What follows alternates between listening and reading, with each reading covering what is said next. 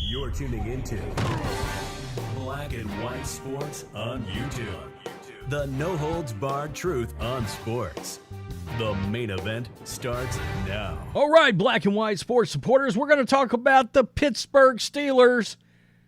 We got NFL games today, including one involving the Steelers and the Colts. That's a very damn big deal. If you are a gold and black fan, because you're fighting, you're technically speaking in the playoffs. If the season ended today, you'd be in. But you're fighting for your playoff lives coming off of two of the worst losses I've ever seen in a 4-day span. Maybe the two worst losses I've ever seen in a 4-day span. You lost to a 3-10 Patriots team and a 3-10, actually coming into the game, both those teams were 2-10. They used the Steelers to become 3-10. Yikes. So that's even worse. You've got a massive fracture involving your star wide receiver who seems to be frustrated, pissed, standard operating procedure for a diva wideout. I don't get it. I don't understand why they got to act that way, why these receivers act that way, and this is something that I tell you guys, I always want to make videos that I find that there's something interesting about them, and the Steelers being urged to trade for the Bears quarterback, Justin Fields, I find interesting. Now, we did something similar to this because it was floating around about the Raiders. And I'm going to tell you why I sort of poo-pooed that. Number one, look, Justin Fields has so many turnovers because I think a lot of people just look at his interceptions and they're like, oh, the interceptions are high. I don't love that. Well, you're not counting the over 30 fumbles he's got.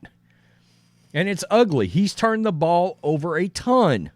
Now, I would be irresponsible not to say in the last 7 or 8 games, the kid is starting to flash something. Okay? He's starting to flash something. He's played pretty well. I don't think he's played well enough for the Bears if they're in a position to draft a Drake May or Caleb Williams. I don't think he's played good enough, even if they're in a position for, say, Michael Penix Jr. I don't know. I'd probably take one of those 3 quarterbacks. Bo Nix. I like Bo Nix, but I think he's got to be a very specific system. I'm not drafting a J.J. McCarthy. You guys know I'm a Michigan fan, but I'm not drafting J.J. McCarthy to put ahead of Justin Fields because I hope J.J. goes back to college. I think he needs it. But I saw this, and this was presented out there by way of the Athletic Football Show. And Robert Mays. Mays is the host of the Athletic Football Show, and former NFL quarterback Chase Daniels is also on this show. He's with the Athletic now and the 33rd team. 33rd team puts out some good stuff, guys. Broke down the potential landing spots for highly talented quarterback, and the Steelers' name came up.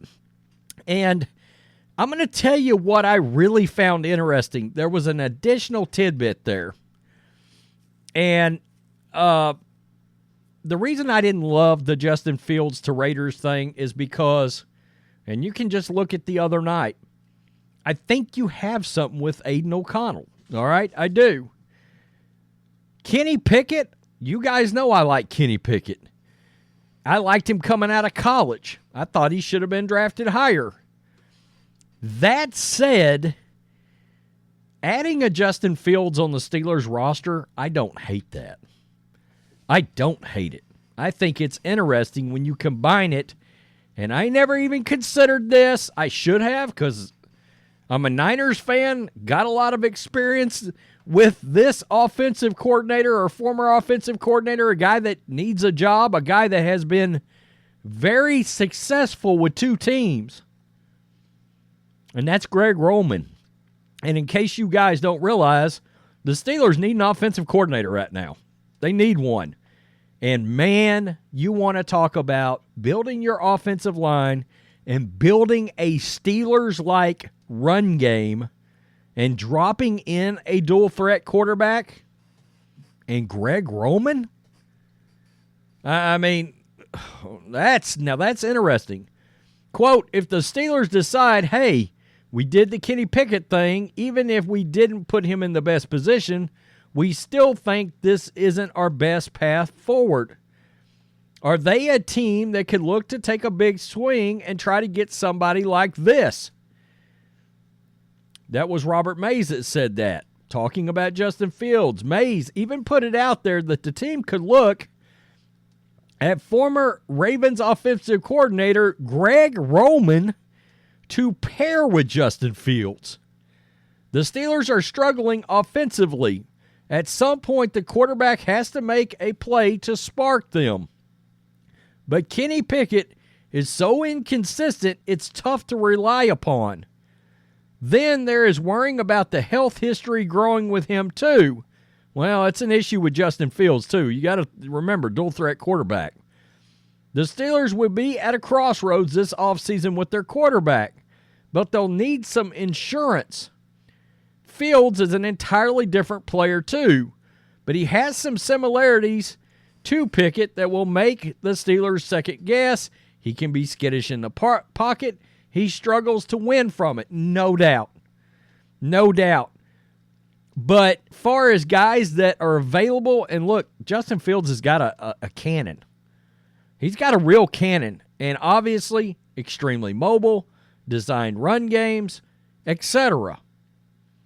So I found the pairing, that's what really made this intriguing over, say, Justin Fields to the Raiders.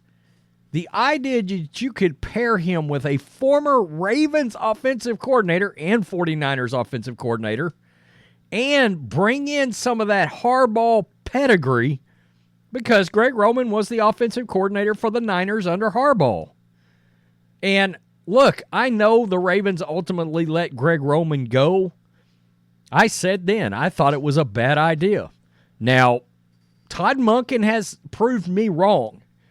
He looks pretty good as an offensive coordinator, and Lamar Jackson looks good. But Lamar Jackson won an MVP under Greg Roman. And even though Colin Kaepernick ended up washing out of the league, he got the Niners to a Super Bowl, and Greg Roman was the reason. Greg Roman sat down and he draws up an offense to fit his quarterback. And that's what he did. There's no doubt about one thing. You would score some points and you would rack up the rushing numbers. And if you're a Steelers fan, you want them to play good defense. You want them to be able to run the ball. And Greg Roman would get that done. You can guarantee he would get that done.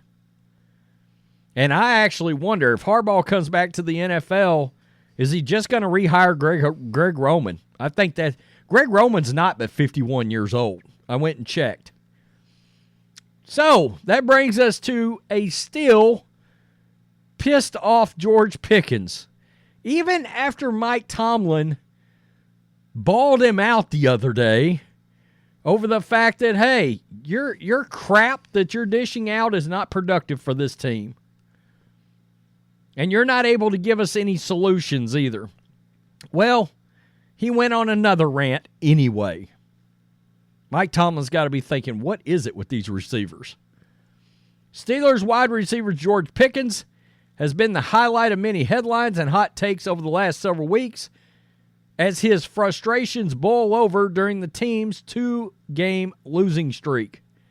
When asked about it during his weekly press conference, Mike Tomlin said Pickens' outbursts on the sideline during the games are a problem and one they're working to switch into a solution. Quote, it's a problem because it's not solution-oriented.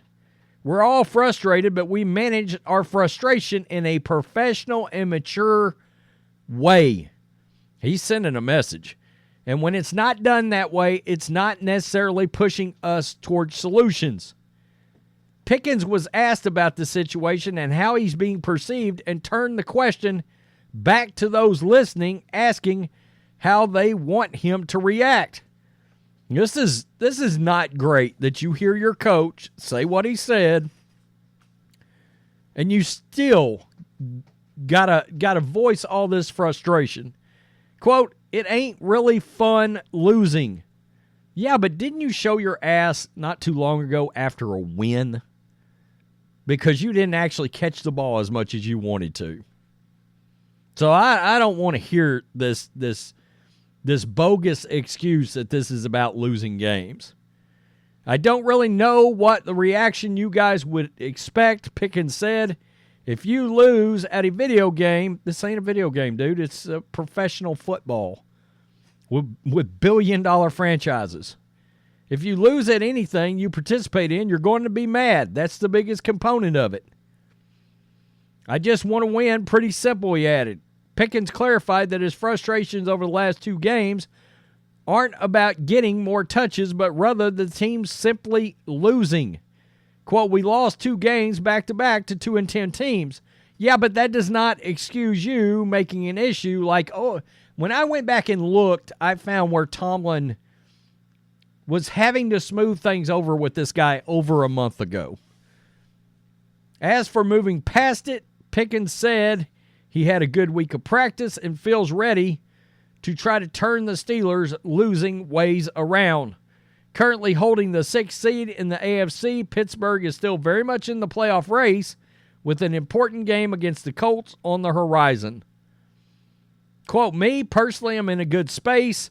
I want to play well. I want to get a victory. I'm not in other guys' heads, but I hope they are feeling the same way." I think it's very odd because a lot of what you're hearing critically about the Steelers is that maybe the offensive guys don't care enough. And I find that rather interesting that somebody literally came out and said, you know, the defense, they're out there still trying to kick ass. They're still motivated. And, you know, we've talked about the fact that Tomlin, I don't know that Tomlin's on the hot seat so much as it could be a mutual parting. If he feels like his voice has gotten stale, he's been there forever.